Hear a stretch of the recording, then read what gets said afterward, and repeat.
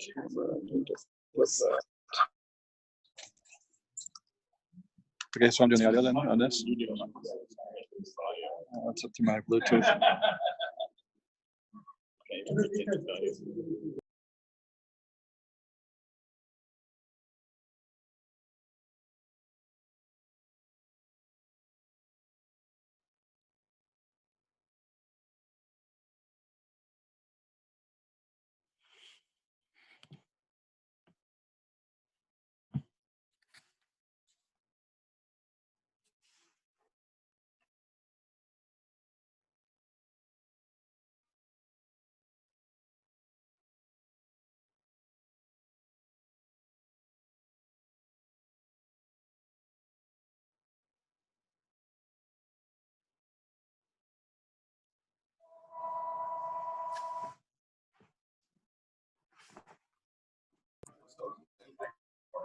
All right, can everyone hear Steve? Hello. How's everyone doing? It's doing great, Steve. Thanks, Paul. I'm glad to hear it. We should turn that off. And people on the phone, can you hear? Maybe respond by chat if you can hear. Typical.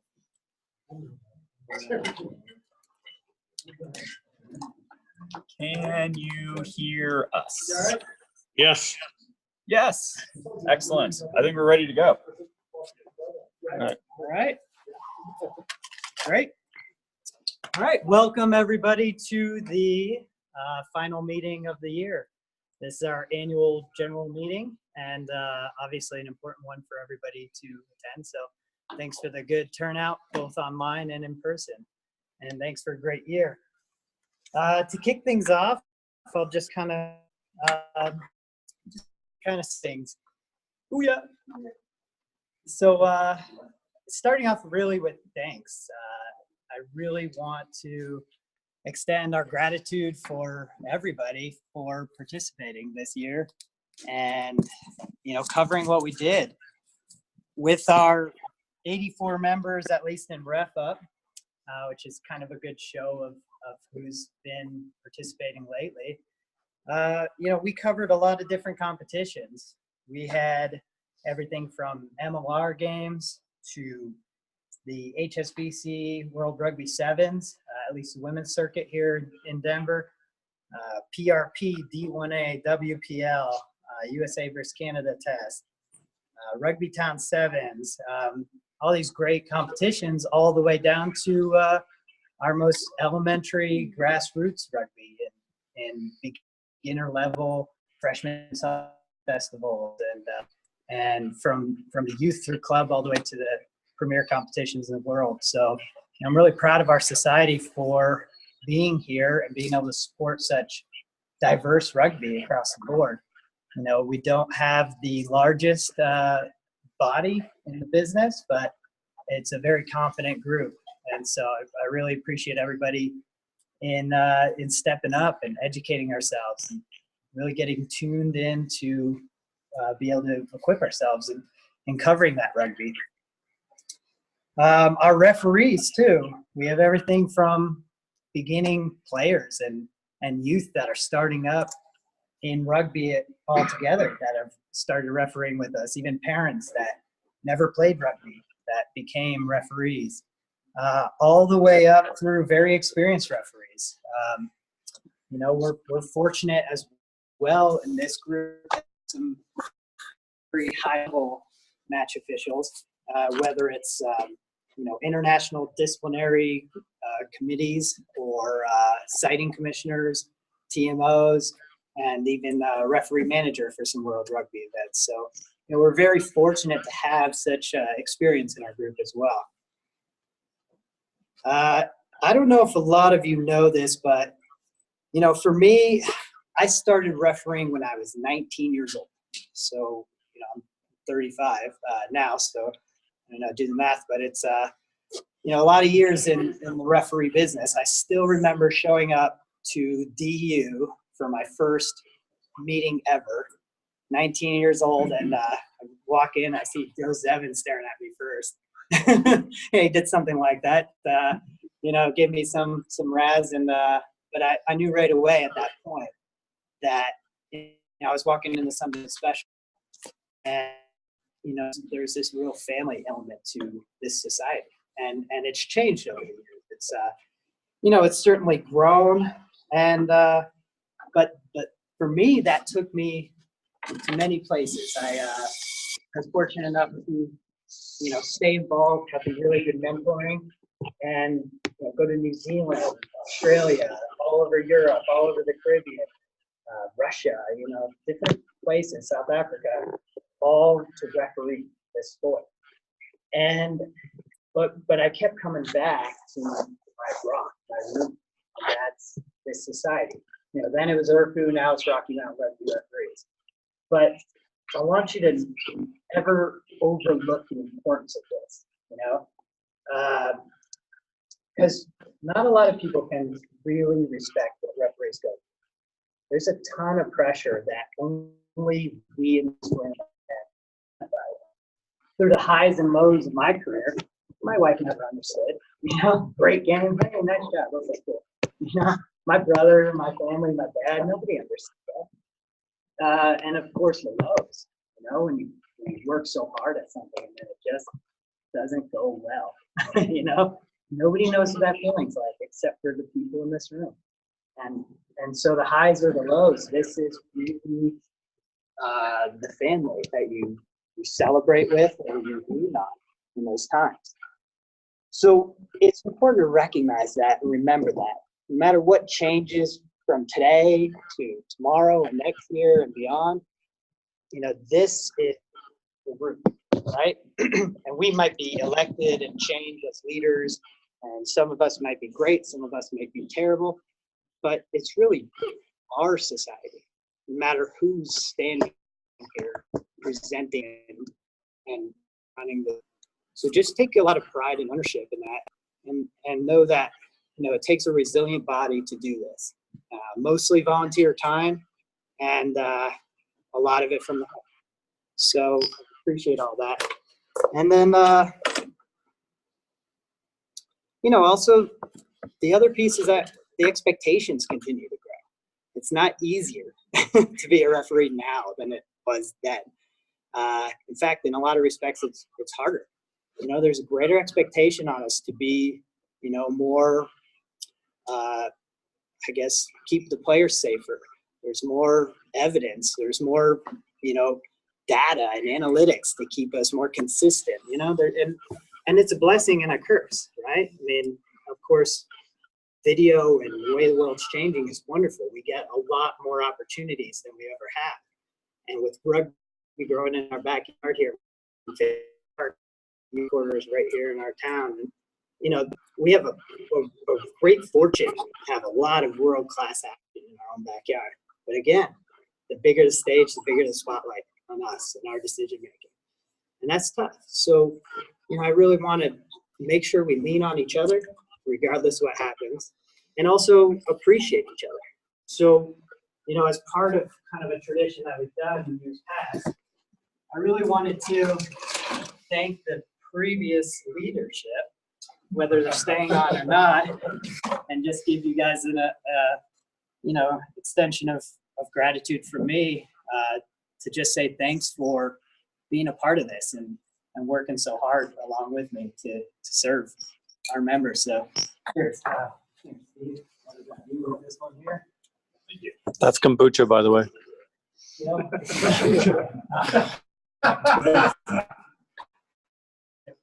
It's not alcoholic. I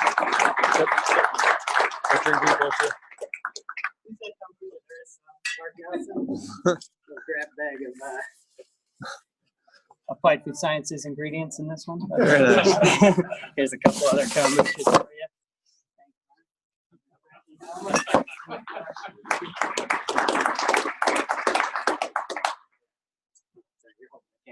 Oh. Thank you. Doug, I figured Jameson's probably fit for you. Yeah, thank you. Educated. Yes, I guess. Thank you. Yeah, so definitely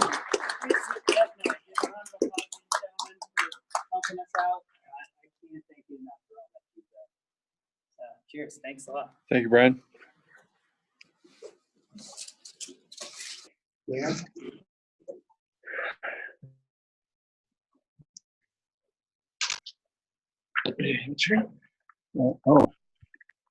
you go. Couple fundamental things we have there. First one being, RefUp has really changed what our cash flow model looks like. Previously, we would have the outlay going out every year, and then we would invoice everyone and come back. As a good example of that, if we take a look at what last year looked like this time, we had about $35,000 to $40,000 in accounts receivable. Right now, we have about five, maybe 6,000 outstanding.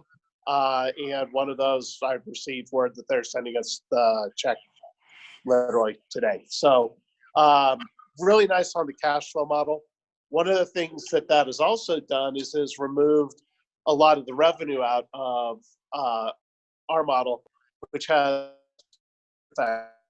it's a lot easier to administrate because you're getting paid automatically by the system. And the other piece of this being the fact that when we get below $100,000, the paperwork I have to file with the IRS goes to about 1 page instead of the 8 to 10 pages plus all the addendums plus everything else. So that's a nice thing. So when we take a look at the revenue number there, 82,000 versus 107,000, that is directly attributable to the fact that we are not taking money in simply as a conduit to pass through. So that missing $25,000 about missing is actually has just gone over to the RefUp as the pass-through conduit instead of going to Rocky Mountain Rugby Referee Society as a pass-through conduit. So there's there. Likewise, when you take a look at the expenses, you'll notice that there's that $18,000 difference. Again, that's because rather than coming in and committing it to you, that money is coming into us. Those of you who are quick at math and doing finance can see that we're carrying about a 30% margin, which is pretty much what we want to be able to make sure that we're covering overhead and things like that. With that said, net income this year is projected to be about a loss of $3,000, which is right in line with what we have been budgeting for. And the cash that we're holding right now, as opposed to cash plus receivables, which is what it was about last year, this year it's now sitting about $10,000 in the bank and about 86 in the Schwab brokerage account for the longer term stuff. Any questions so far on this right here? Pretty straightforward. So jumping to the next, taking a look into the next year, and I will probably win the election as I'm the only person standing. Some of the things we want to start taking a look at here are doing more exchanges. Past 3-4 years, we really cut back on a lot of that as we were trying to figure out what was the cash flow model we wanted, how much cash do we want to hold on to, what did the budget need to take a look like. And as a board, we decided this year to start spending more money.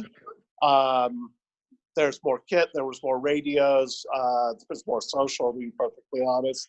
And so looking through those numbers, that's where we're starting to see some of that burn down. We also saw a lot more travel, helping to get people to some of the other tournaments and flying folks in to help cover our tournaments, things like Denver Sevens. We don't really have any Sevens referees in here. Specialized up in Cam's out in England. Hopefully he'll be coming back soon enough. That's kind of what we're taking a look at right there. Katie, you're probably next on that list. So that'll be some of the fun stuff that Rick gets when he wins the election coming forward as well. But ultimately, we need to go ahead and have more rewards, more opportunities, even for the folks who may not want to go to the national level. It is always fun getting to meet the rugby players and the refs from around the country, getting out a little bit, getting some of the travel in there. So number one for next year, I'll be getting back out, reaching out on some of those exchanges. I know NorCal and SoCal are definitely interested. Potomac definitely wants to start seeing more folks, as does the Northeast. So we can start getting people on airplanes, getting out especially when we may not be active in season. Next piece, coaching development, was just about one of the enhancements we're going to have there. Hopefully get it going over prior to the spring season. Want to be able to go and have it so that the coaching is a lot more spread out. When coach bids were set up at the same time that referee bids were set up, there was no way to really manage which referees were being seen. It was kind of happenstance and which game got hit and who got selected. So we're working on trying to make sure that that happens. I'm also going to be reviewing all of the coaching reports that get written, making sure that we're, raising the bar, raising the standard for what those coaching reports look like. Going to be talking with Jamie out of the national office as well about maybe seeing, do we have some resources to put into coaching development, whether it's online, if it's refreshers, things like that. So it doesn't necessarily need to be formal, but we're exploring ways to go ahead and continue coaching too. And the last two are kind of tied together. We've asked before as a group, who are we as a society? What do we want to be known for? What do we want to pull together? I think that's an open question that we can continue to grow and progress on. And that helps to answer that question of what really should be our cash target. Talking with the folks with Rocky Mountain Rugby, they're like, if you had 2 times your annual cash flow, that's probably a really good number to be targeting. And that's something they're comfortable with, because we don't want our constituents, our customers thinking, they're just sticking it to us. We need to have a reasonable amount that's left in the bank. And ultimately, in a lot of ways, we just really have to be able to put the outlay for Rugby Town, for some of the big purchases and things like that. So we may run a loss for the next few years to, 90 to 80 to 85. We need to figure out what that number is. And knowing who are we and what do we do, what services do we provide, what do we charge for, what don't we charge for. Like right now, we don't charge for coaching. That goes into markup. We don't charge for mileage for regular league games and friendlies. That goes into the markup. We don't charge for the socials. That goes into the markup. So as we begin to understand that stuff and know who do we want to be, that really helps us set what that target is. So feel free, have a voice. Let us know what you think we should be doing and where you want to help take the society. Any other questions from that?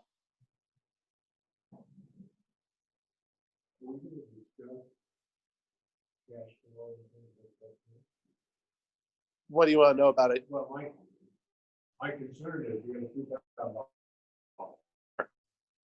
It seems to me, I don't believe that's the thing. We ought to do something. That's great. So we don't. Not as opposed to using the reserve. Okay. So for anybody who wasn't able to hear that, just repeating the question.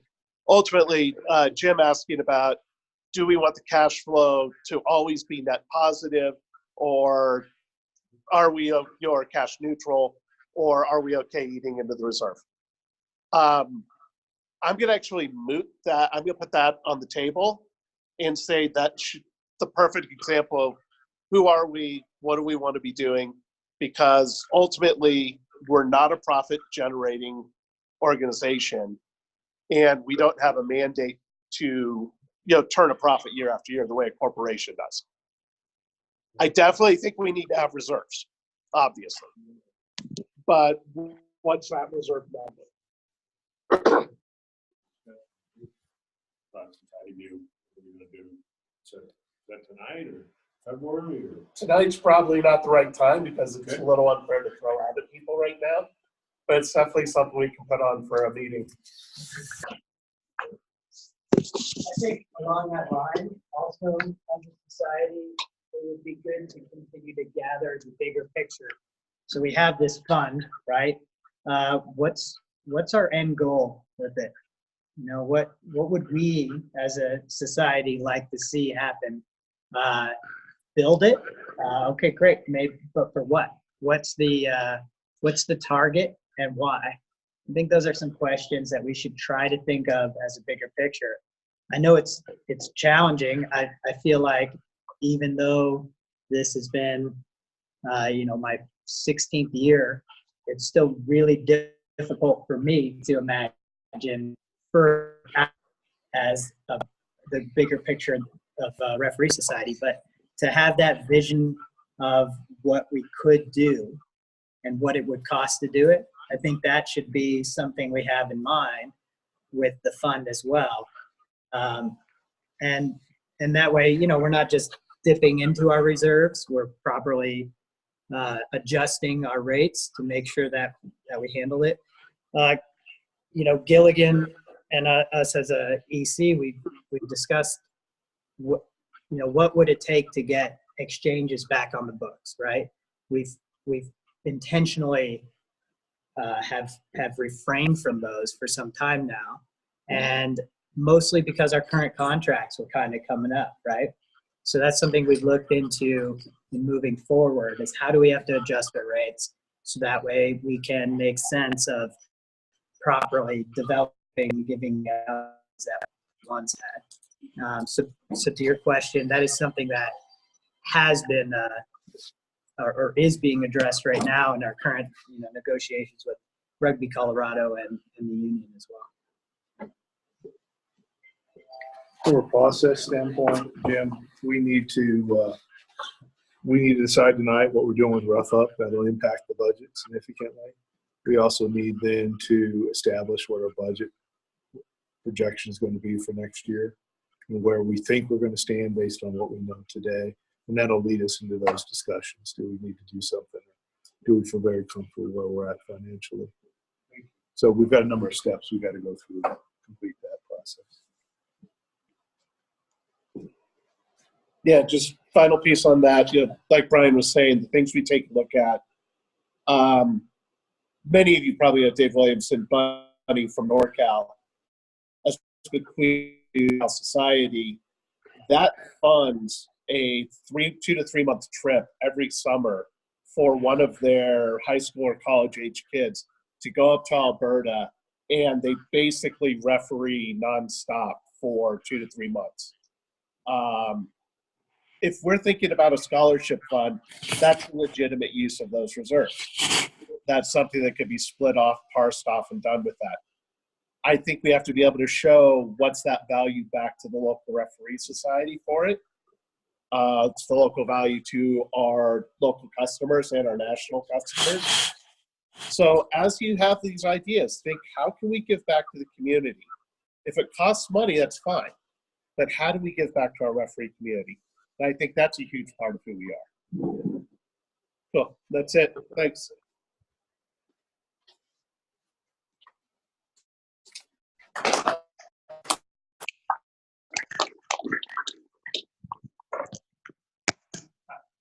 Okay, I will give a recruitment and retention update.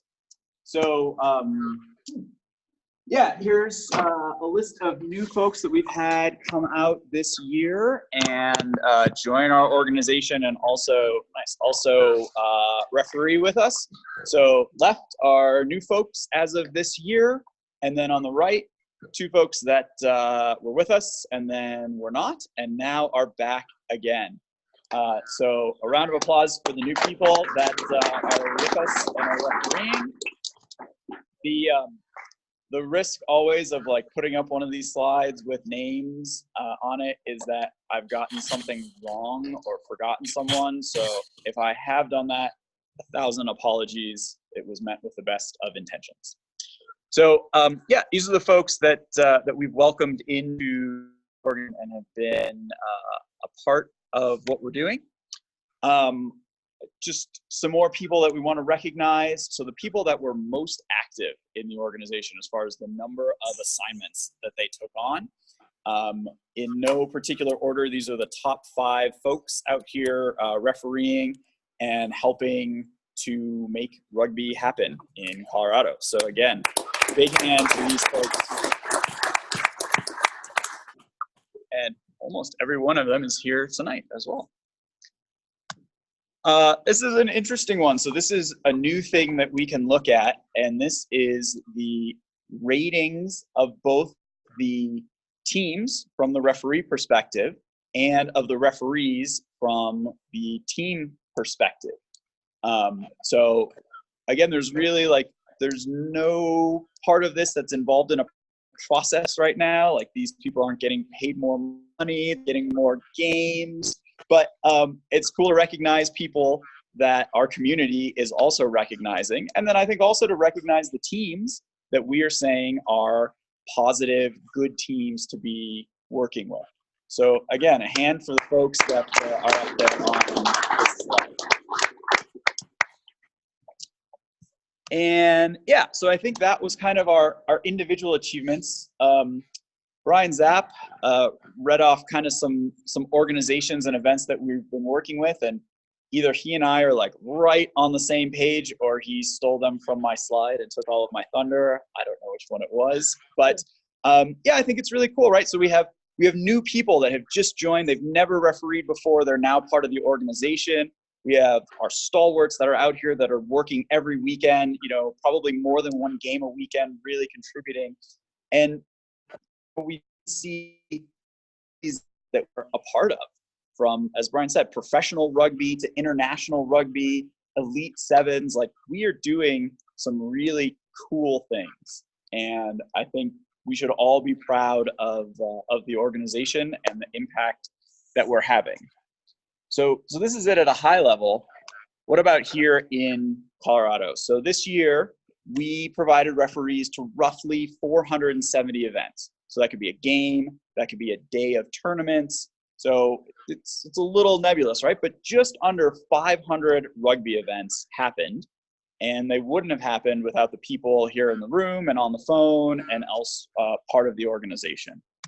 And that translates into over 50,000 minutes of rugby, right, happening in 2019. So I think that's really cool. And as Brian kind of started with, I just want to say thank you. I think it's great that we're here.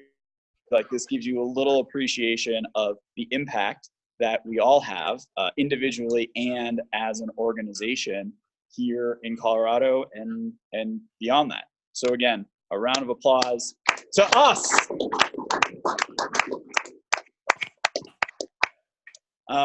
Any questions, thoughts on recruitment, retention? Cool. What's the gap between the total addressable market and what you think it's going to be in the future? So last year, Pete Steinberg and I actually did some math around that. And it was something like around 7 referees that are active referees leave every year, right? And some of it's because they move away, or they have a family, or they get sick of me, right? Like something like that. So, we need the 7 new people to become active referees every year to maintain our levels. To be able to grow, we need more than that. So, we saw the list of new people. All of those people have come out and refereed something, but certainly not all of them are going to become really active referees. So, yeah, this year there's probably a gap there that we didn't fill. The year before, hopefully we're a little bit over.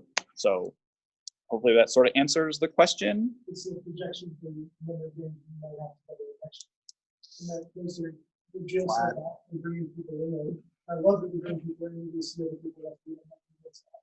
But to be pushing guys is the customer market getting bigger? Doesn't really seem like it. I think we're in a weird place where, for I've observed, rugby's kind of declining in volume and membership and all that. And so it's an odd time, Normally we're panicking because the growth is so great that, where are we going to find these bodies to cover it? We've had discussions where we're man, there's not enough games for what we want. But we're also fortunate because, sometimes the rugby gods throw us a bone, and PRP is a great example. That was a competition that And D1 rugby really for us had left us for a while. You know, and let's be fair to D2 for a lot of intent and purposes. It's kind of what D1 was, but it's still D2. So with PRP kind of circling back and giving us some opportunities to contribute there, I think that was something that we welcomed. Hopefully that opportunity will come again next year. And maybe there's, similar collaborative exchange-like programs that we can do to help supplement some of that higher level rugby as well. So I guess we'll see. And, later I'll talk about, some news from USA Rugby and their current situation. And it's just food for thought for us as a society of, how can we support the game, the greater game as a whole. Jim? Steve, have you had any discussion with the executive committee about increasing recruitment efforts for next year or changing them somehow so that we don't have somebody please do two this weekend, maybe even somebody can get a weekend off? I mean, just in general, you talk about losing them when you play, but if we replace them with 17, we might have a little more leeway. Have there been discussions about this? No, I don't think at this point we've had discussions about significantly changing the recruitment strategy. How many games plus fans so you know where you're losing? There was one game that was canceled, and I think the reality of that game was it was requested about 16 hours before it was going to kick off. So they did not get a referee. But no game that was requested 24 hours or further in advance didn't get a referee this year. Shortest 24 hours. And the coach of that team was not upset at all about the fact that it didn't get done because he had been on their backside to get it in the system. He was like, they don't play, it's their own fault. So the coach had no issue with it. Was the one who did. Yeah. Sorry, real quick, back to Jim's question. There was a similar conversation about spreading out where our referee pool is coming from and trying to do more coursework in the more remote areas like the mountain regions and up in Wyoming to try to, I guess, diversify a little bit more regionally where our referee pools can come from, so that we're not stuck with the situation where an event occurs in Summit County or Wyoming and we're struggling to get volunteers to, bid on those games that are further away. So there's been some strategic discussion, but nothing concretely established yet. That was one of our. It did in fact do that this year, right? Like we had a course in Fort Collins, and I can't remember when we put one on really outside of Infinity Park in the last handful of years. So yeah, that was something that we did. Sure, we did Regis. That's correct. Donnie asked how many games went uncovered. I'm in friendly contact with people in other societies, similar markets to ours, and just about every one of them says things like, we don't have enough refs. We're having somebody ref the B side. Somebody from the A side has to ref the B side, or the A side doesn't get a ref, and other draconian measures like that. So what I'm saying here is pat yourselves on the back as a society, as a family. We're doing okay. Do we need more? Always. But we're doing okay comparatively. And one comment, Jim, before your question. Being slightly presumptuous on the outcome of the election. I've had a chance to talk to some folks about some things we want to do next year to increase the recruitment. So we're not quite there yet, but we are starting to have those dialogues and some fresh ideas on how to do that. So we're all ears, guys, on how to do. We know how important it is to the organization. And we can't do it. The executive committee can't do it. Steve couldn't do it by himself. Rick's not going to be able to do it by himself. we're gonna need everyone's help.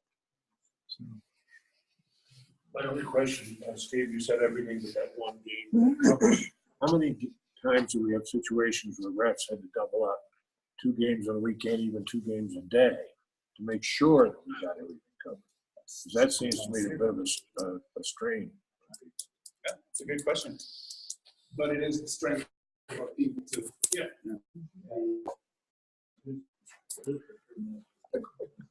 Mostly King. Yeah, well, that's how they got onto the top of the most active charts there. Sorry, no whiskey. Maybe next time.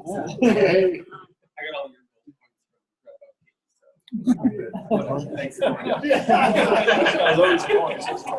Yeah, that's a good question, Jim. We can try to dig into the data and get that, but we don't have that right now for you.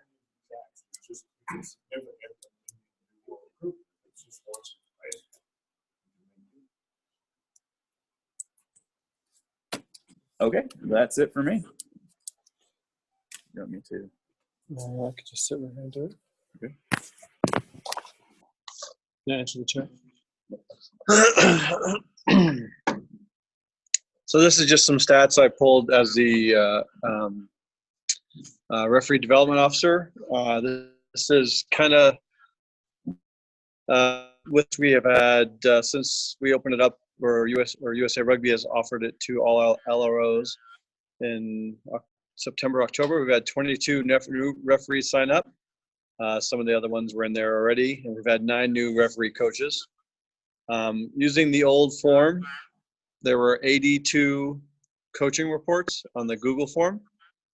And since we've been using RefUp, there were 39 coaching bids won.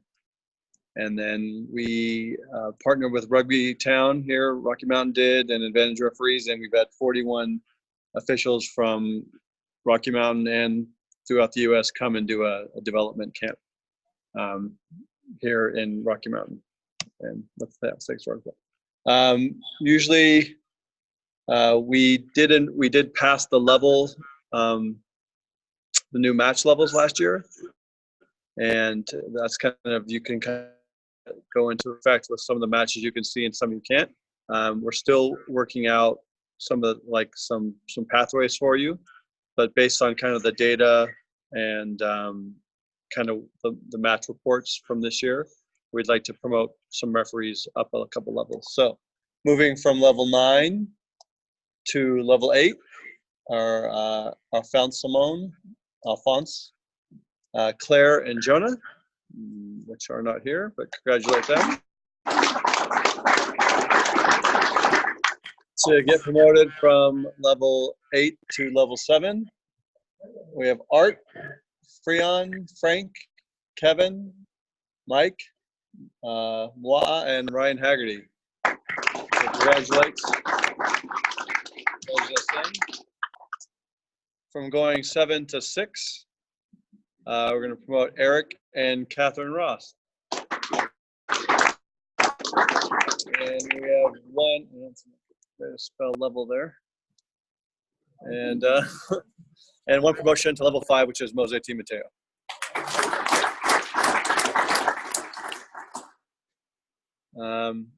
We did talk about kit.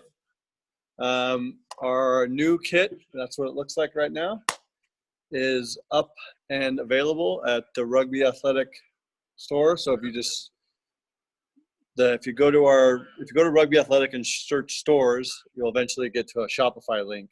That the current cost is $59.99, but we do have a $20 coupon code that will be sent out through a RefUp database.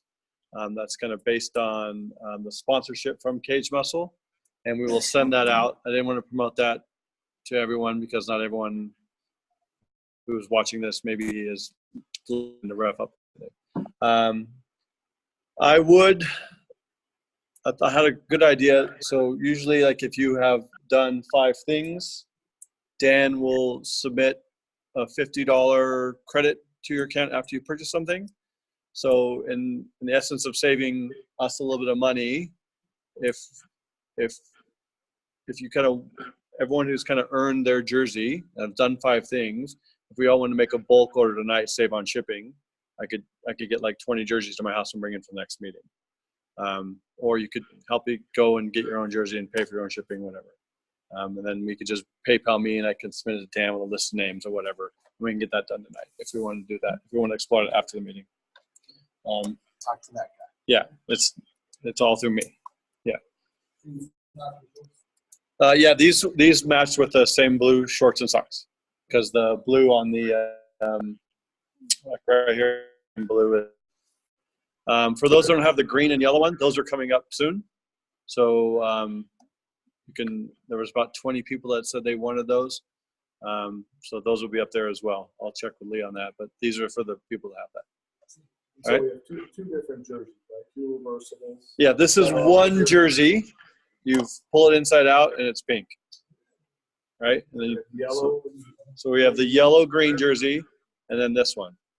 So, and then I'm not asking you to buy a new yellow and green one, but since Cage Muscle is our sponsor, we would ideally, if you could wear this whenever you possibly could, barring on kit colors, because that's Cage Muscle. So Cage Muscle, they're a company that focuses on really clean sports nutrition supplements. So, and it's a customer of Applied Food Sciences. My company and we partner on this sponsorship to try to lead the jersey costs to our members. But in doing so, I really wanted to focus on a company that helped kind of align with our values. And so, you know, they do a lot for just their sustainable sourcing, their giving back to the community. Chris Gaffin, he's a pretty popular bodybuilder, and he has just a wealth of educational resources on nutrition, diet, all that sort of stuff. Their supplements are really in line with that, with organic, clean, trying to be as most recognizable ingredients, all that sort of thing. But I was fortunate enough to go with Chris Geffen on a sourcing trip to where he sources our caffeine is one of the big ingredients they buy from us. And just really outstanding, world-class guy. He's Welsh, loves rugby. So, you know, I thought it fit when I discussed this idea with him. He was on board and helping support us. I'm working on developing with their team some sort of coupons and stuff that kind of help encourage us to use their supplements if that's something you're interested in, and also give access to some of their data based on training exercises just for staying in shape, staying looser, building muscle, whatever your fitness goals may be. So that will be coming up here as kind of part of the add-on value add with the sponsorship. Thanks, Brian. And there is one other smaller sponsorship on the sleeve, which is my company, Advantage Referee Communications, as well. So this is obviously with our store and kind of like the future with our store. The way Rugby Athletic kind of runs it is we buy all the jerseys, they stock our store, and then when they're all sold out, we have that credit. And then ideally, we either like restock that jersey or come up with a new kit item. So in that survey, thanks for filling that out. There's lots of great ideas. So in the future, I mean, you know, whenever we decide to roll out a new item, we'll eventually have custom-made kit. So we'll kind of look at the responses and then maybe come up with, you know, singlets or tracksuits or beanies, or maybe Steve can finally get his camping chair. That's kind of all I had as an RDO. Nothing. All right. Any questions? Yes.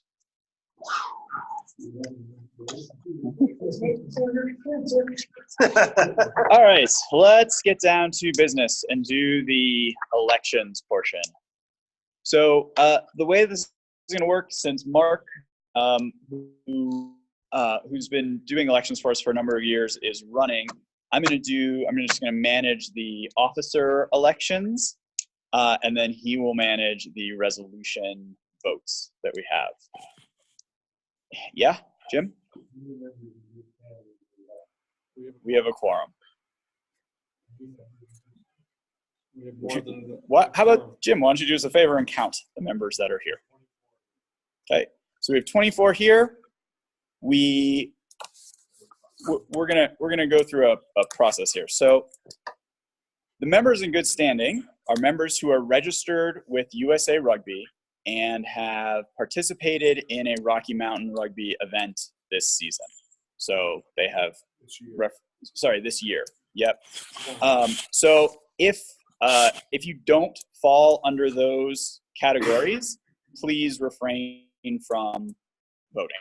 We have someone in this room who's not going to say. No.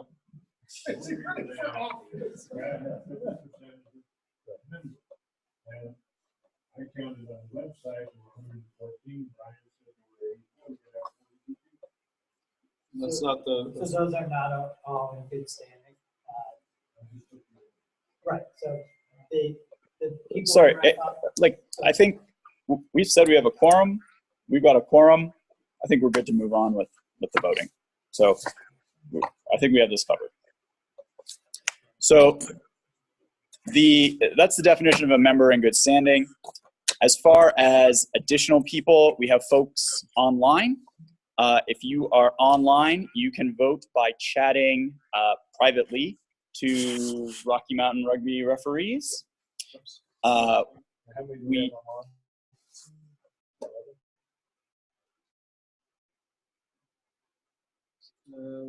10, but one's Steve, one's this, and one's my phone, so 7. We also have some proxies. So I will read the proxies for us. So Cam Pettit has set Paul Pettit as his proxy. Alex Fleming has asked Dan Hattrip to be his proxy. Ray Hernandez has asked Ryan Haggerty. Mike Blois has asked Joe Zevin. Eric Geib has asked Dan Hattrip, and Emily Sharfstein has asked Steve Gore. So those people will be entitled to an additional vote. For the officer elections, for the people that are up for a position, is there anything you would like to say? We'll start with Mark. Great. Dan? Rick? Yeah, come on up. I'll hold the video for you. Okay. In both your name and title. Yeah. So we'll do this portion with the officers just by a show of hands. We'll do a portion for the resolutions by card where you were writing. So a show of hands for Mark Huff as chairman of the organization. Great, Mark Huff, congratulations. Okay, show of hands, Dan Hattrip for operations officer of the organization. Congratulations, Dan Hattrip. And show of hands for Rick Goldhammer for recruitment and retention officer.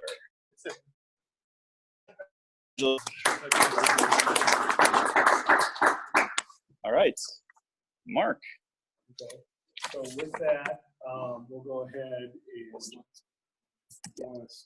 to the next page. Okay. So we'll go ahead and open the floor up for the resolution. Please take a key card and pen. So first resolution is that we circulated this email-wise. It's up on the screen, so I won't read it. It has to do with wrap up.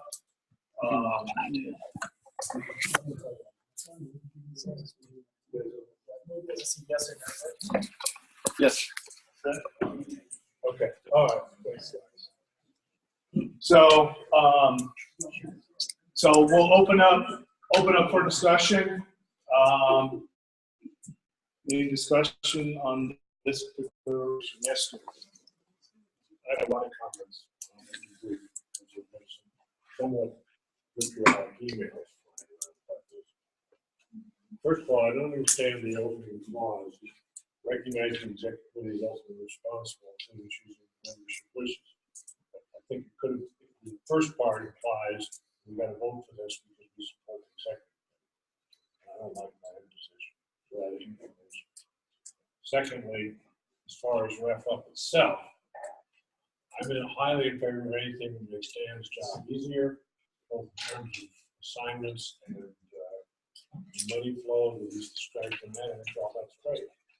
My big concern with ref up, as it was described to me by Steve put a lot of work putting it together, is that it inherently takes away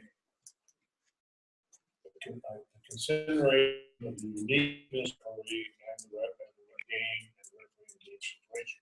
So I understand that we list the games and anybody can bid for the games to determine whether he or she is qualified for.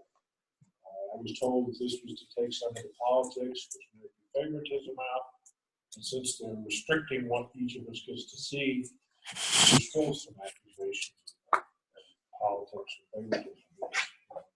If they don't like Phil Jones, and they don't get the game.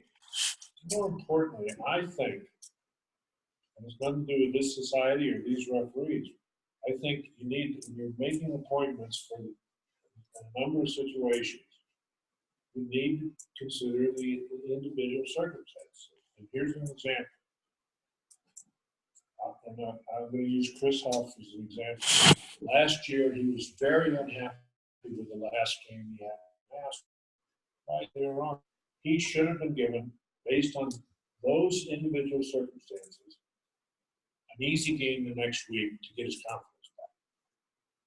Well, ahead of you, he was probably going to do a major game at Aspen, and in fact, he did and walked way above water. It was unbelievable. He should have been given a good tune-up match. So that is, when you're making appointments, that's looking into individual rep and the games that are coming and what's coming up. And I don't see that happening in the system. What Evan's told to me is, you just put them out, let people who are qualified bid, and let it go. Can I answer the development part of your question? Are you done, or do you have more? That's why I don't like that part of ref up. And if it can be modified so that for, there can be individual circumstances taken into consideration, playoffs, games, referee circumstances, that's great. I don't see that. And that's not the way it's been described to me. Thank you. So to answer your question, Jim, about Chris Huff should have been given an easier game or he needs a ramp-up game because he's doing that, kind of with the way, and I understand your point of view, kind of with the way that development is going right now, and a lot of it is self-driven.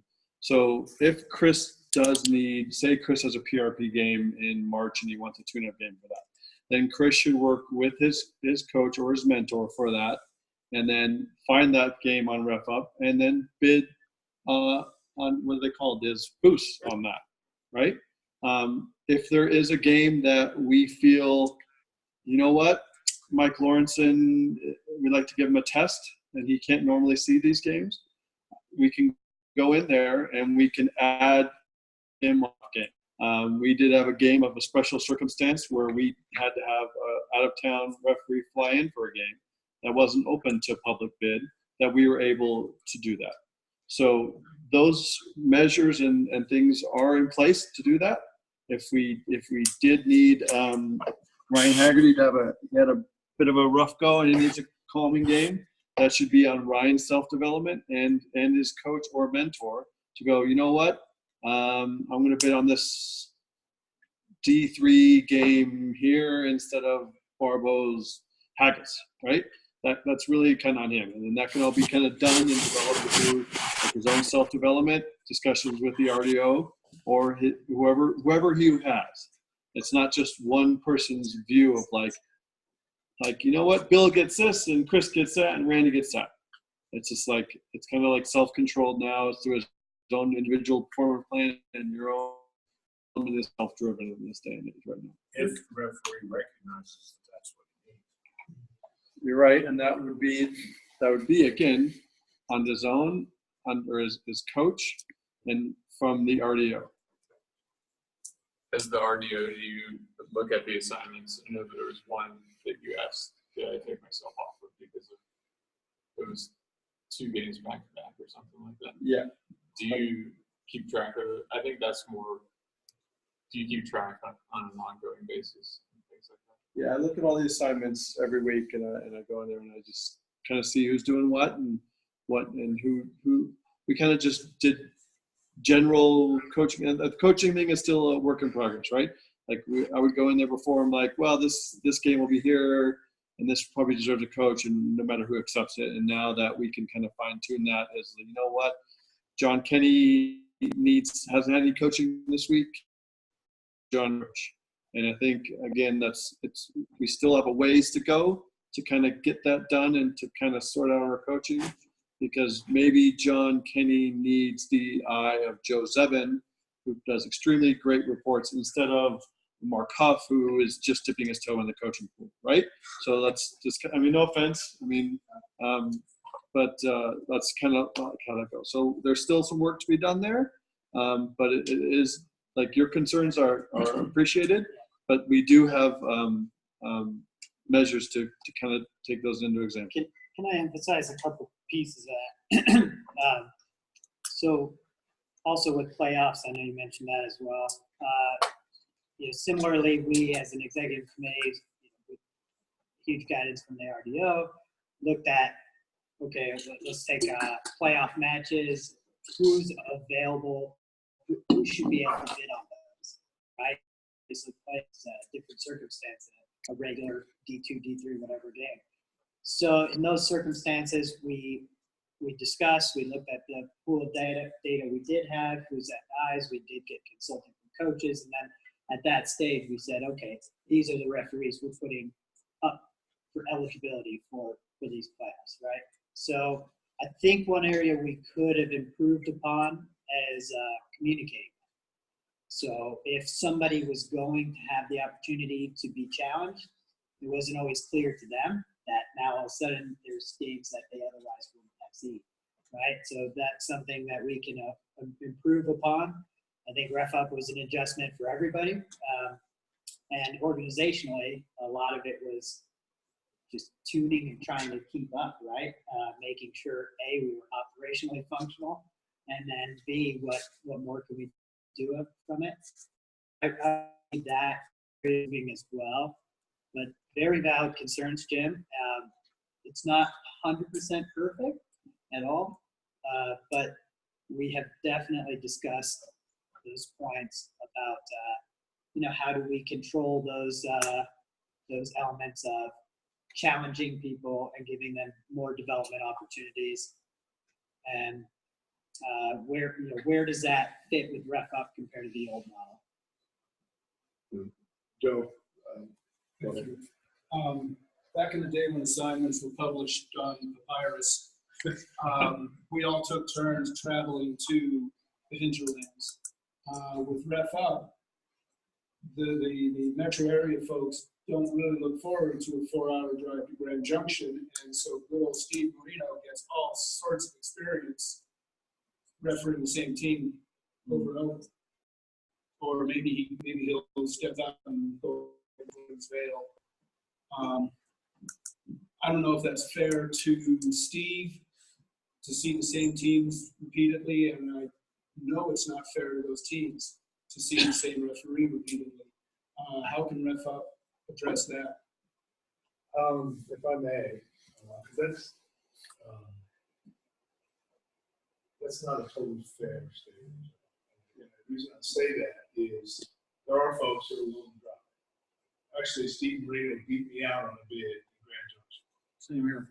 So I drove twice to Laramie because I don't mind driving. Right? My kids are all gone. So I know that it's happening out there, Joe. So, but his point well taken that he is in position to do most of those. I've been on one, I lost it with Steve. So, but I also know there was some Laramie games uncovered, and I just looked at that. And he backed me up on my game. there are folks who are willing to drive. We encourage everyone. The important thing is we don't want those games to go in trouble. Rough Up provides us the opportunity to communicate out to everyone on those games. Can we monitor that and if we see the trend developing, find some way to massage it? Sure. Yeah. My concern is to take that as an example. Some human ought to be sitting there and saying, look, Marino has done Grand Junction or Glenwood Springs 5 weekends out of 6.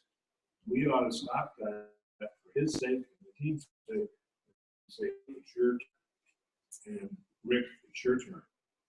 As opposed to hoping that they bid for it. I was good.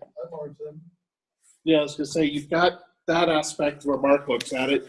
The other aspect is that statement presupposes that there's one person who knows the schedule and the referees better than the referees. And as the guy who has been doing that, I promise you, I do not know the referees better than the referees.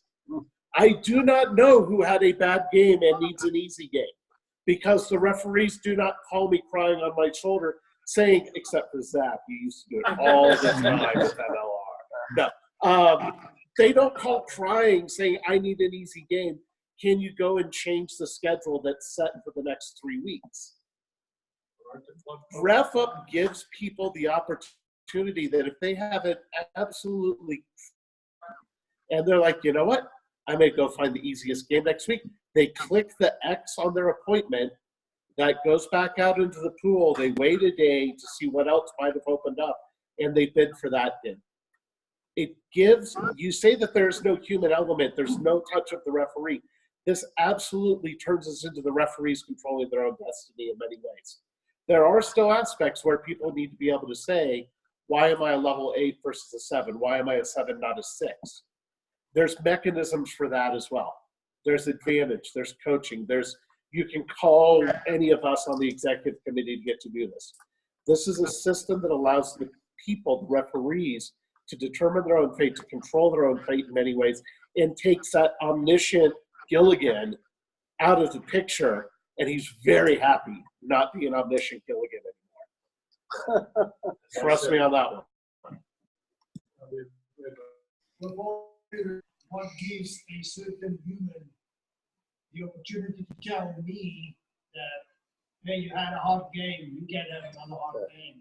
If I flourish under that circumstance by learning more, doing hard games week after week, that's the way I want to do it. I don't want some guy telling me, oh, you suck in your last game, so you're going to go now go do this game or that. So, you win some, you lose some, but I think Ref Up does great in just doing that.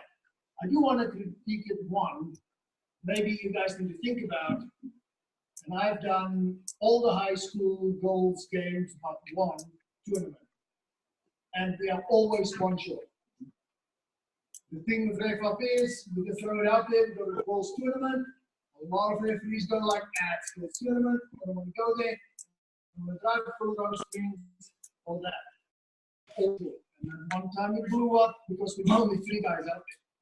So maybe Ref Up is not the right tool for doing that kind of tournament.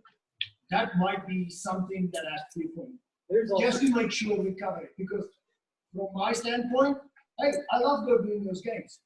But I love that. I think the high schools work really hard. They are the future of the game. We should pay a little more attention to them. They deserve all the referees they need. Maybe just a little different than we're doing it. Because there's a lot of grinding out there about that. I think it's something we really have to do. On the high school girls, there is a little explanation for that. And you're right, they do deserve way more attention. There was terrible communication with us organizationally and Rugby Colorado. And we didn't have our stuff together. And using Ref Up, they knew how to use Ref Up. So you know, and it's nobody's fault particularly, except for circumstance and just timing was terrible, lots of travel. But however, it is something we met with them about, making sure that that won't happen again. We were always playing catch up. So that if you recall, the assignments and notification of the availability of those tournaments were very late, and that was all the way up until the last two. And so, you know, we'll wear that for sure as an EC. It wasn't ironed out as fast as it needed to be, and so as a result, we as the referees were constantly under notified of and not given the opportunity and time to make that assignment scheduled properly. And unfortunately, the girls' tournament suffered a bit from availability because of that. And as a high school girls coach, Brandon, we weren't always notified by Rugby Colorado quite as timely. It was a little bit of a rough go. I think we all learned from it. We had a really, really constructive conversation or meeting with language team, and we were definitely took ownership of our share of the confusion, and I think we can be confident moving forward that won't be the same case. Hold on, everyone. Just some comments from the chat. From Steve Marino, I'll also add that I came over to Denver for a couple times to ref because I got a green light to bid on the matches over there. I appreciate that, but I agree it's an issue. So that's somewhat favorable to what you were saying, Joe. Yeah, and something we will look at, or the executive committees and RDLs will look at. And then Jim Roof, after considerable reluctance, Rugby Colorado is more than content with Rmrr. So I think we had Chris first. Yeah, so I just have a couple of comments. I think there's a technology fix to this gap. If there's a slot that's unfilled, it might be a technology solution where you're willing to volunteer and be assigned and maybe get some boost points if you want to put yourself in that group. So I think the technology evolved. I'm very impressed with the technology. I would agree with Mark and back of Gilligan. It's always been a self-directed career as a referee, and identifying and working with your coaches. Based on your level, you would have only been available for certain matches. In the past, we always made ourselves available, like, hey, would you mind doing this game? No, of course I'll go do that. Because as a society, we've always done that. And they might drive to base. It's okay with me. I was willing to be in the pool. So maybe there's a technology fix to that. It's always been self-directed, and I helps facilitate that. So in my opinion, if we look at the question, and I think we're pretty far off from that, it's two parts. Membership wishes to continue and wrap up. I don't know if we want to split the resolution. Or, the first part seems like a vote of confidence in the committee, and I'm all for a vote of confidence in the committee. And then I don't know if there's any other comments before I close it. I think Steve, you can clarify that. Yeah, so I guess my intent with that was simply to give the executive committee the freedom to do their job, right? So we elect people, and then we trust them to run the operations of our organization. That's why we're here basically tonight. So this wasn't meant to say that we love the EC or we hate the EC. It was simply to say that the EC is ultimately responsible for the operations of the organization.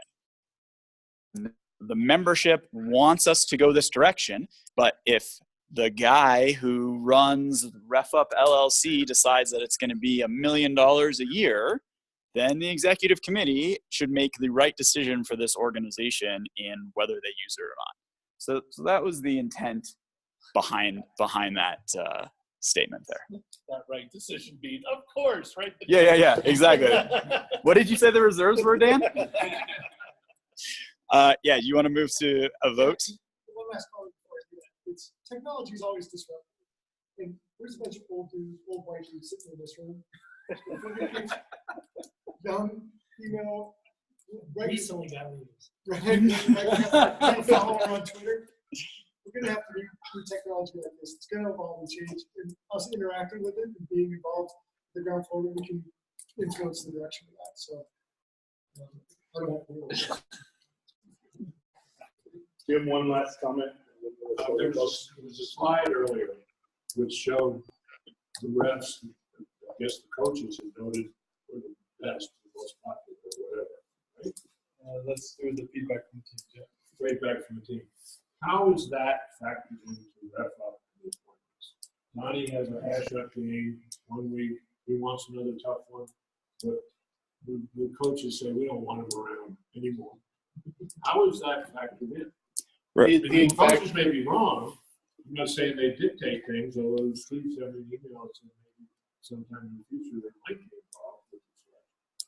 But that's what I'm talking about, the human input. How is that factored in? So I think it's tough too because the assignments are done 2 weeks in advance usually. So if last weekend we had a bad match or whatever, for the next week. So Sure, but that's not related to this technology, right? I mean, we've always tried to do that. As far as your question, Jim, right now, the ratings for the referees are something that the executive committee can review. They can see the ratings and they can see the comments and can take that into the considerations about who does get that challenge match, or who is going to be promoted from a level 6 to a level 5, or who are we going to ask to say, go do this game in Grand Junction. But there's nothing in the system that takes those scores and does anything with them. You're not more likely to get a game because you have a 4-star rating as opposed to a 3-star rating. On the team side, you can see what the teams are rated when you're choosing to officiate a match. So you have a card. A yes vote That's right, means yes or we no on it, use put it in the wrap up. roll. A no vote Resolution means one, yes or no. On one, put your name in. Let us come out and count. Well,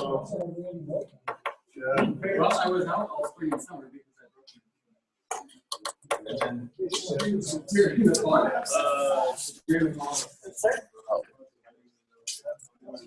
Did we get extras for proxies? Was that the idea? Or I can just write. I just wrote, yeah. So it's gonna be. That's for. Oh no, you do have. So you do have 2 cards. You have 3 cards. Oh, that's just because he gave me. Probably.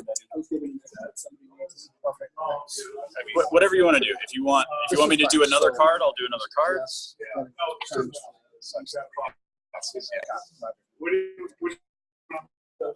Just do like a. Oh, did you give extra cards to the proxy? No, I forgot. Okay, let's do this. Let's count it. If we got to call in the proxy votes, we'll call them in at that point. Okay. Anyone give me that?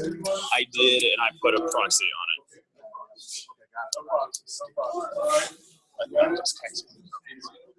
Oh. Yeah. Oh, okay. Oh, we are taking proxy, guys. Can I get a proxy on the proxy? Yes, young man. We'll go to resolution number. Yes, we are taking proxy. Joe. Can we get yours? Okay. I only actually. I'll write you twice. Okay. All right. Thumbs up. You guys, while he counts us up, let's go to resolution number 2. Steve? Yes. Resolution Sorry. number 2. Okay, in this resolution, we're proposing, again, we've distributed it to everyone multiple times. Does anyone not get an email about the ZBA? Out of the dozen I sent over the last 3 weeks? Okay, so, anyway, this is a proposal in the submitted consideration that we adopt a disciplinary committee along the lines of in accordance with World War II. So if you have a disciplinary process or problem, then we'll have a system in place to deal with that. So, yes, sir. Have we had disciplinary problems in the past, and how, if we have, how have they been handled? And what maybe an example of what that might have been? What defines a misconduct? This is for members. This is for us as referees. A few things on this. Number one, unfortunately, yes, there have been issues. What, could you give an example? Allegations were made that a referee referred to one of the teams as that expletive kids. The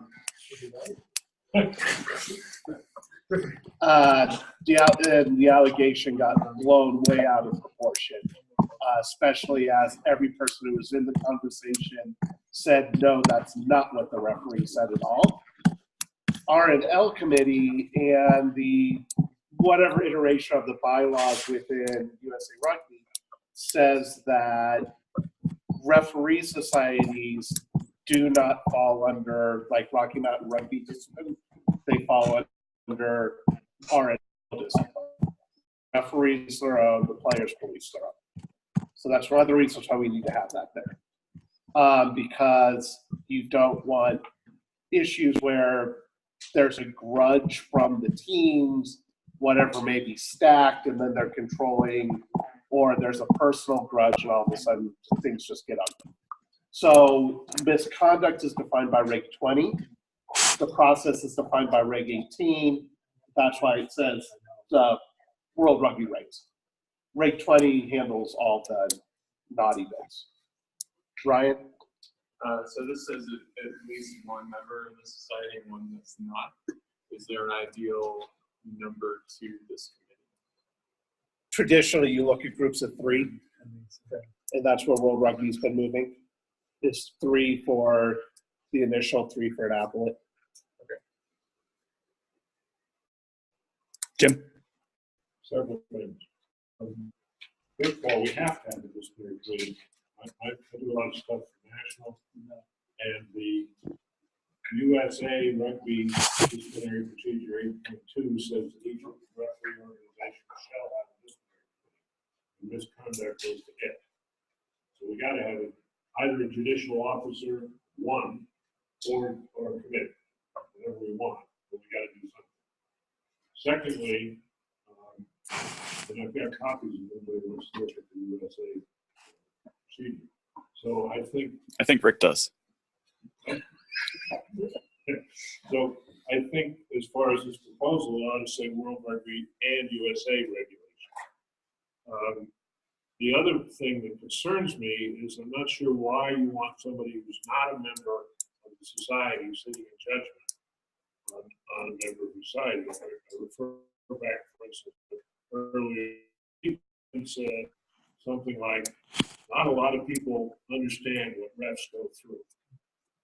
And I personally don't want a non-referee who doesn't know what referees go through sitting in judgment. I can tell you, this is the USA regulation about disciplinary committees, and I wrote it. I wrote it this way, and it was accepted for that specific reason. We do not have, Rmrr administrators or coaches or anything else saying, well, you should have done this and you should have done that. They've never been out there very, very upset. So I would want the other part of this is to get rid of that person who's not in. So, Jim, I understand that there's, you don't want non-referee folks, just plain non-referee folks. But there isn't a appellate process, so if the referee group, and particularly a non-referee person, makes a decision that is unfavorable, and the person that referee wishes to appeal that, there's always an appellate process. That next level, my understanding at this point, we use a rugby. I don't know what their current body is, but they would then take care of it. Not necessarily, because A, it goes from us, pursuant to the U.S. regulations, the USA Referees and Laws Committee, disciplinary committee, they have to have their own. And that's for the party. And after that, it goes to USA Disciplinary Committee, which I'm a member. But I can tell you, all those reviews presume that what happened below was proper. And in this case, the referee thought that he got screwed by some non-referee input. He's got to demonstrate the burden is on him and it's a heavy burden. And I don't want that burden in the first place. And I don't see any reason why people in this society judge. If Rocky Mountain Rugby thinks that we're protecting our own, voting them off, they're allowed to appeal. So you're saying put the burden on Rocky Mountain Rugby in this example? Or Rugby Colorado, whoever it is, whatever body it is. That seems a lot more reasonable than putting the burden on the referee. I can tell you on behalf of World Rugby, I have handled some appeals where World Rugby appealed the disciplinary decision below because they thought it was wrong. And one point I ruled for you, World Rugby, and one point I ruled against.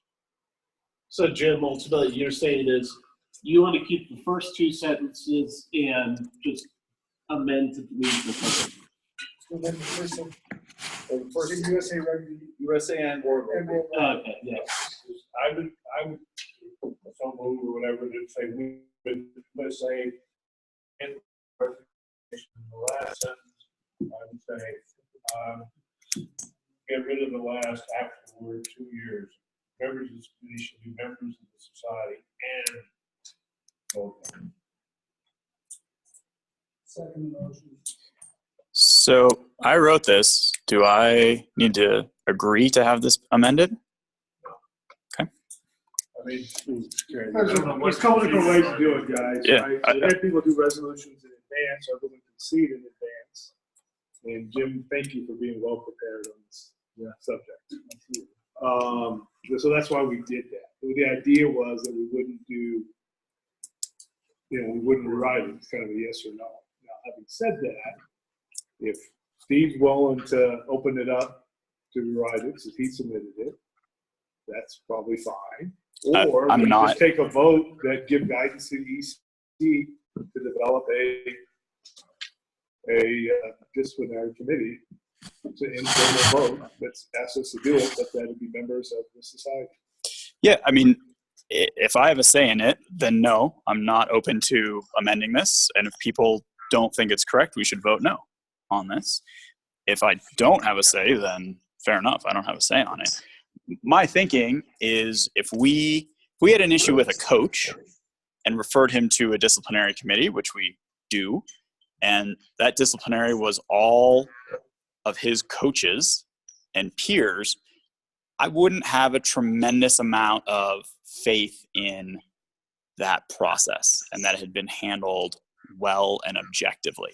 And it may have been completely handled correctly and objectively, but the perception I would have of having brought something into that committee is that they have a bias and they didn't handle it well. And so that part of the reason that I proposed having someone outside of the organization is for that perception piece. And then, personally, I think it's probably good to have someone who has a bit of a different view on rugby being able to provide an opinion there and being a part of that process. So anyways, that's my reasoning behind that. I can certainly understand, Jim, your point. I just don't agree with it. How would you propose to find the person that is more?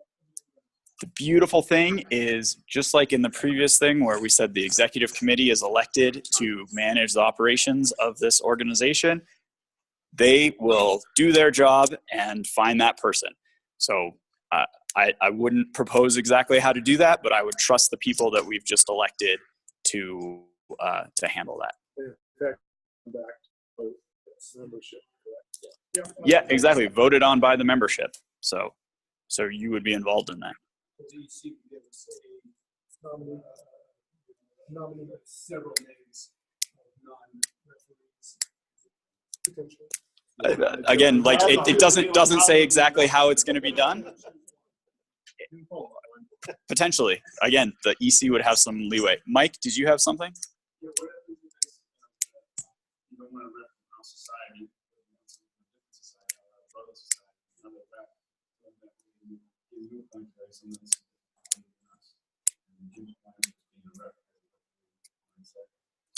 I think that would meet the letter of this resolution, right? They are not a current member of Rmrr.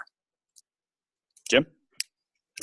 One, this is called a resolution, but it's really a motion for us to adopt. I cannot believe what we're saying. It cannot amend. That is absolutely contrary to every procedure ever been in any organization. It's, you know, voted all or nothing, and you can't change it as well. That's crazy.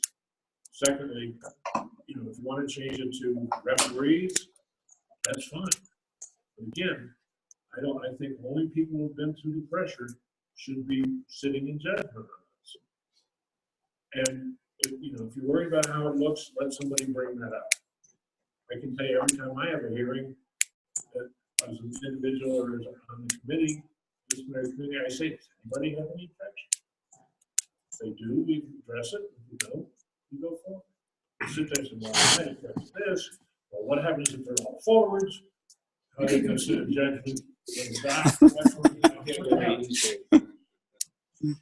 Well, I mean, don't forget, it doesn't say it can't be a referee. They just, and like I said, having somebody else. I've been on Southern California, DC. I've worked with the Northern California DC. I've worked with Northern California Youth Rugby DC. I've done stuff out in Washington DC to handle this kind of stuff. We can absolutely get John or Matt or somebody from NorCal who are World Rugby judicial officers who will give us a fair shake and who have probably helped write some of these procedures. And it meets that, not in Rmrr, and it meets the desire that it be a referee. And so if you trust the incoming DC to get that group of people put together that could very well all still be referees, one just not in Colorado, then we can move yes and move on. Can we put that in the language here? Yeah, so let's make an amendment to the language. What language do you want to change? Because, like Steve said, according to the letter, To ensure that the non-RMR member is a referee. Yeah. Hey guys, we heard you. All right, we heard you. So trust us to put a slate up or an individual up that. I mean, I guess that's the other piece, right? Is like, it does say that the members would vote on the membership here. So if the EC puts up people that the membership feels are unacceptable, you vote no. Right. I just have a quick question for the people that have been there, done this. So say it is all referees and the team that brought the issue or whatever is not happy with the decision. They feel that there's bias, even if there is bias. Is there what's their next? Is there already like a recourse for them? What would it be? they appeal and they have to prove that we actually did something. Not we. They have to prove we did it wrong. So the burden is on them as opposed to on the referee. Otherwise, the way it's written today, if it's not a full referee body, the burden is going to be on the referee and the appellate. Is that something we want to have the burden on our members if we have the wrong people? Not the wrong people, but we have non-referees on that committee. So bottom line is, why vote on this when we can make an amendment to the resolution? Vote on it so it doesn't leave it with the committee. Because this allows to have a non-referee, the committee theoretically could put a non-referee, and thus the burden on the appellate would go to one-third referee. Yeah, at most, right? One-third vote. So I'm just looking at, like, Jim has a whole lot more experience than a lot of us here today. For sure. So I guess if you put something so wrong that you were brought on accusation, and what do you? It's just like I can't imagine that to be frivolous accusations and wrong. Actually, the two most recent ones were extremely frivolous. But then would that be and this point committee would then say, oh yeah, I agree with that crazy accusation, and then the appellate as well. At one stage, a different disciplinary committee actually did agree with the frivolous accusation. Well, then because if we think it's a whole lot better, that's the case. What's that? that? Doesn't happen. Go back to Jim's comments. So my faith in the system, you're saying the system is broken. With the proper action, if we don't like the language, would it be to, if collectively we don't like the current language, would it be to no, have a, right, and then have a different vote to on make it? amendments. I have two amendments. One is not going to be controversial. We move to line 4 or 5 in accordance with USA Rugby and World Rugby regulations. That's motion number 1. Amendment. So moved. Yeah, that's what I need to say. That's voted on, and then I have a language for the second one about the first one. I mean, forgive my ignorance, I'm not, are we allowed to? I mean, the plan was no, right? The plan was we created these resolutions, we presented them, and we should. The reason for that is because a few years ago, we were catching resolutions left, right, and center that had not thought of, that not had any ops administrative work put behind them. And ultimately, we moved to having the resolutions come vote up or down for that reason if the resolution writer didn't want to take it. This group voted that? Left it to the EC. But Gillian, I would argue if we put this resolution up and we haven't taken advantage of Jim's insights, Then it gets voted down, it gets rewritten. well, we shouldn't have probably put it off. We should have probably had a discussion with Jim, given his insight and his experience. Tell you the truth, we Yeah, don't better reject any resolution. resolutions. Pardon? Not, the EC does not reject or attempt to rewrite resolutions, right? They come to us and we put it up to the, because that we're just passing them through is what we're doing. There's a motion second to amend that one line about what yours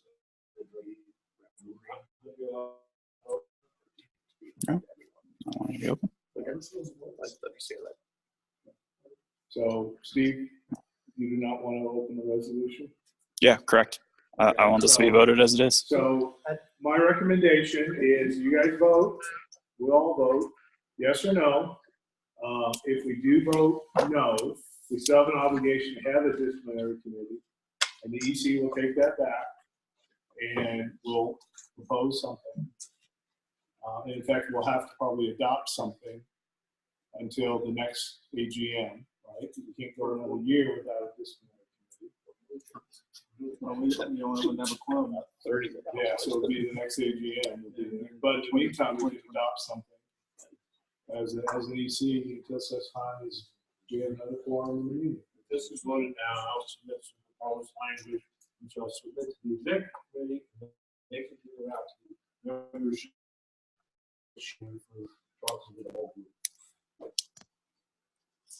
I think it's, I think we've realized this a sticky place based on the language and how we set this up. And to be in integrity with the way we've aligned these proposals to be submitted in advance only and then voted on accordingly, we've created a sticky situation. So if we're not in favor of this language, I think the most fair thing to do would be to vote it down. And then based on our good faith and experience in Jim and the trust of our new leadership, I think we can all know that we're in good hands with adopting something similar to what we're seemingly all in favor of here. And I'll just add, I mean, certainly, like if the organization says no with this language, fine, that's a choice. I think we can adopt this as a motion. This isn't a bylaw, right? This isn't becoming part of our bylaws. This is directing the EC to take some action, and it still gives the membership complete control over who is part of this disciplinary committee. So it's up to, I guess, all of us as far as how we want to proceed here. So if you want to do the votes. Foxy, please vote. You're welcome to vote on the same card.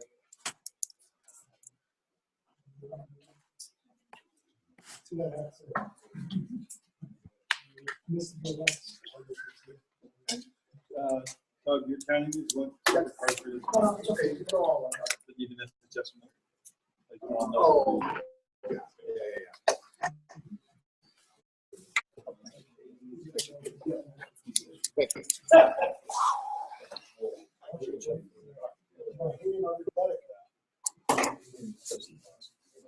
Keep chasing.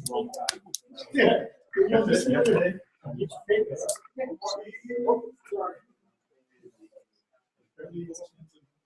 Oh. Like. I would say something.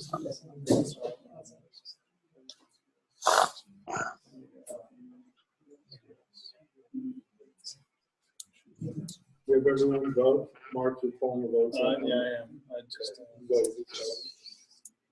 So while we do that, the results of the resolution number 1 about RFA was yes votes of 35 and no votes of 2.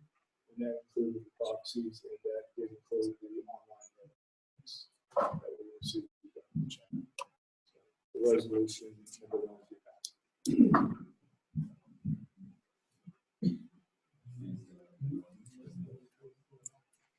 96,000. 95. Well, We got year 2. We got every year 2.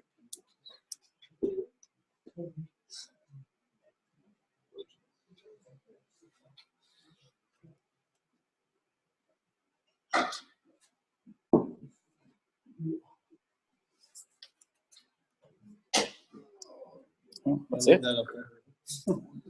Booked.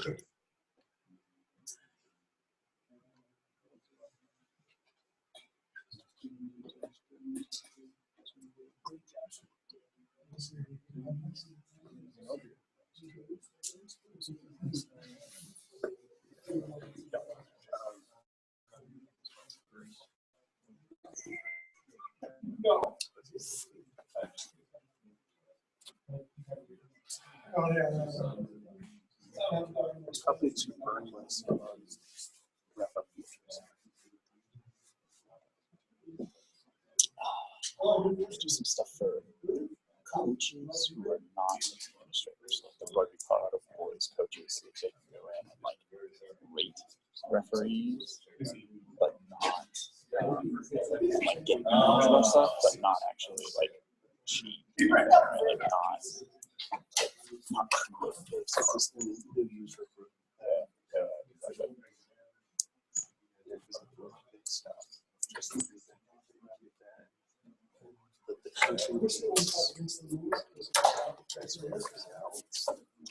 We talked about non-registered members.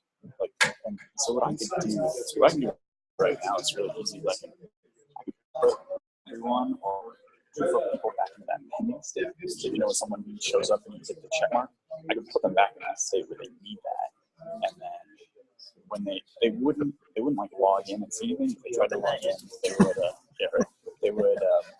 they would just get a message saying like, "Oh, your account is pending."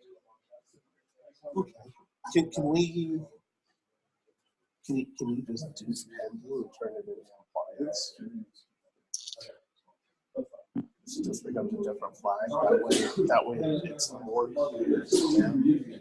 What is Why that? am I pending now when I wasn't pending last season? Yeah, I guess I was looking at like, do we need to do something right now? We need to do something right now. If it's a longer term thing. Yeah, I think it's that would be perfect because we've got 4 months. Yeah.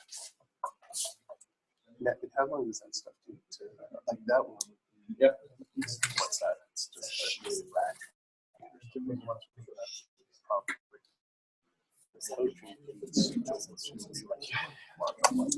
Yeah, I mean, it almost be like.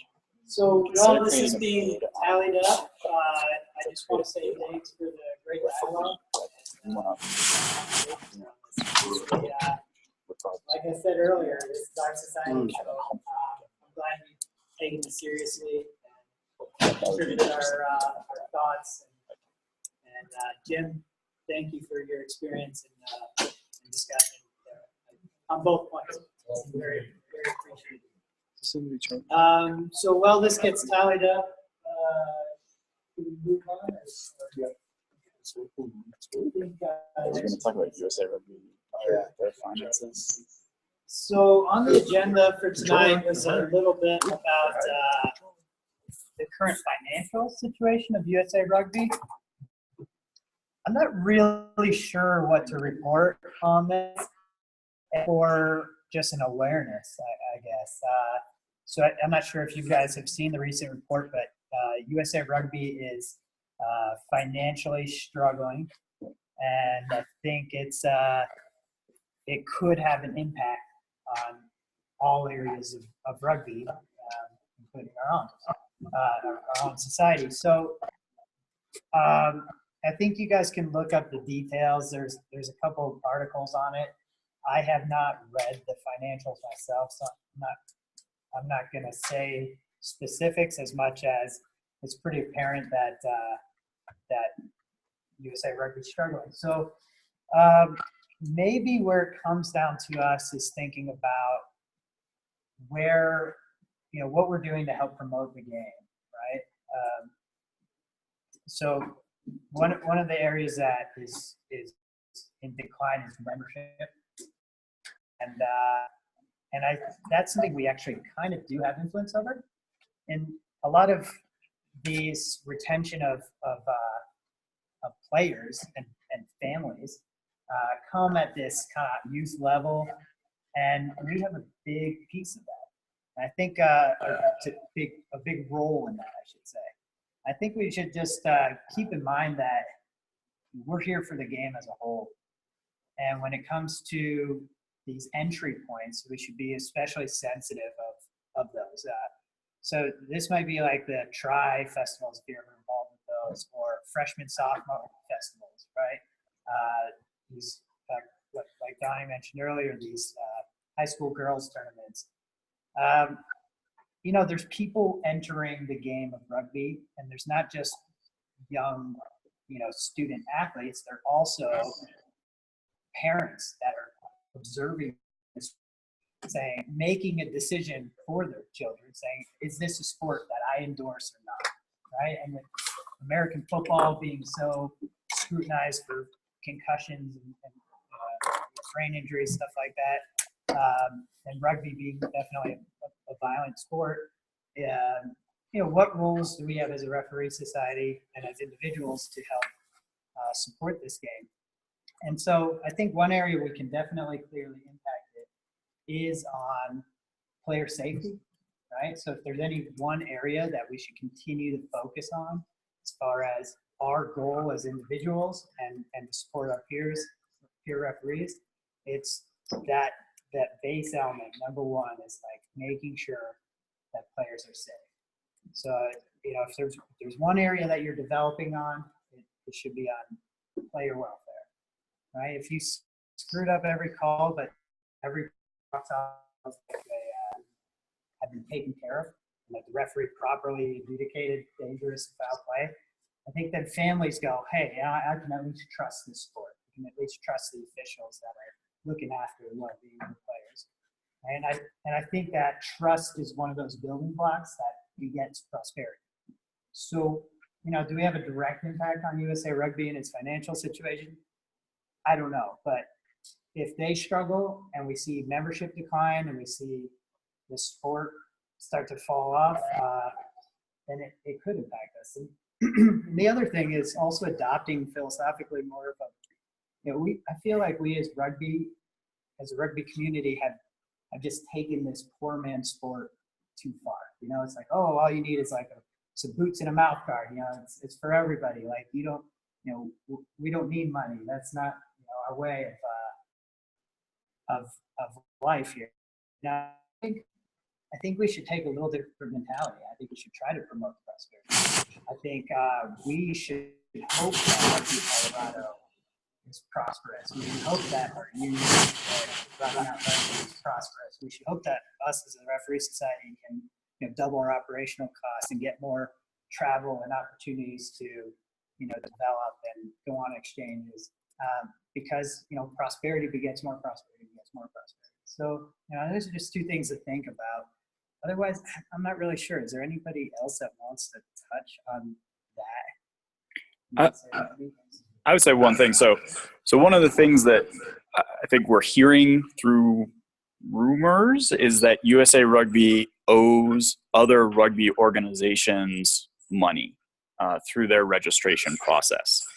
And I would just say that we are not in that situation where USA Rugby owes us any money and we might be at risk of losing that money. Potentially there are other organizations that are in that situation, but we're not facing that.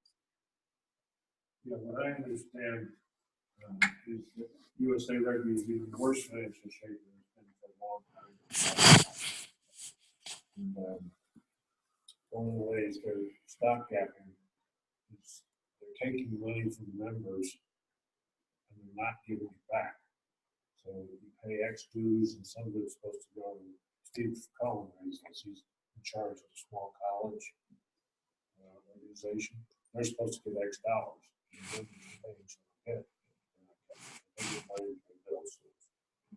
And other entities within USA Rugby are not giving the money they promised they paid back.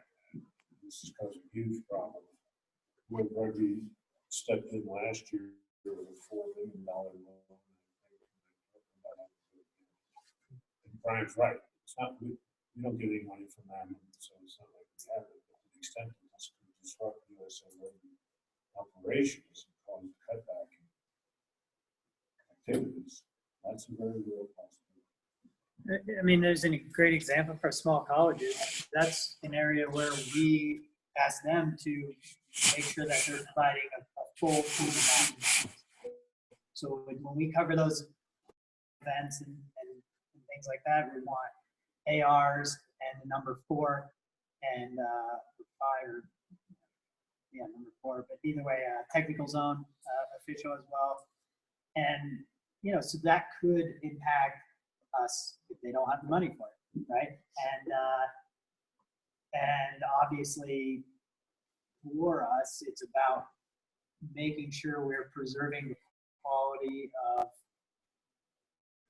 like we're promising to provide, right? And so I mean we ran into this last year where it's like challenges over getting the right bodies there to police certain levels of competition and making sure that we have a safe and fair playing environment for both the players and the referees involved. So it could be a challenge.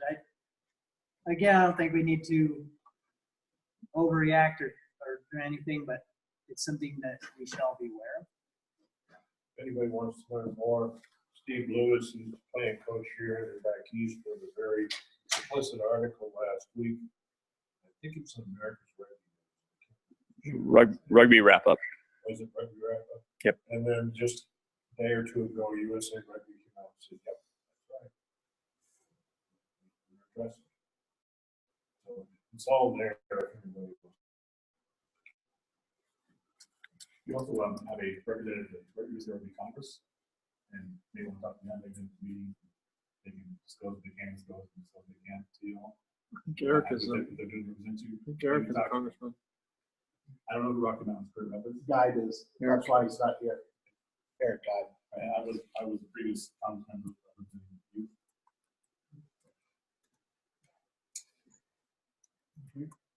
So next on the agenda, what's that? Results. Oh, results, yeah. So the results of the vote is yes 21, no 17, and we got 3 abstain. Oh, which one? This is vote number 2. Oh. Vote number 1, I'm sorry, you were counting me. The online votes. Vote number 1 was 35 yes, 2 sorry. So resolution 2 passes. With that on the agenda, I think the next thing on the agenda is for me to report out the appointments to the executive committee, and then Dan wants to go through this. So I want to say something first. I did not participate in the discussion on resolution 2, or for that matter, resolution 1, without running the process. Having said that, I heard you on resolution number 2. So I will tell you as the new chairman that we're going to be looking for that person outside the organization to have referees. Now, I only have 1 or 3 votes on the executive committee. The committee is made up of a handful of people. Only 3 people vote. It's 3 people you elect.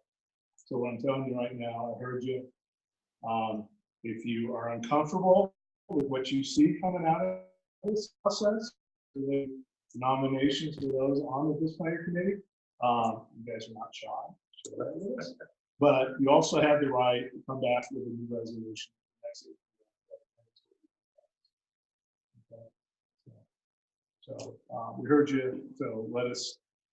It's in our hands. Let us come back to you on who we propose. Yeah. So with that,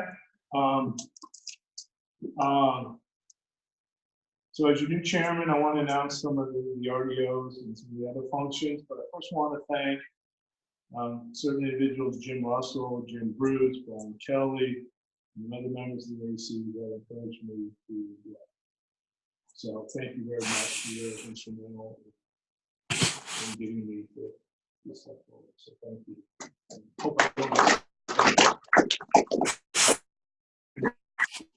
I want to thank the members that are leaving the executive committee, Brian, Steve, and Doug, for their participation. Thank you very much.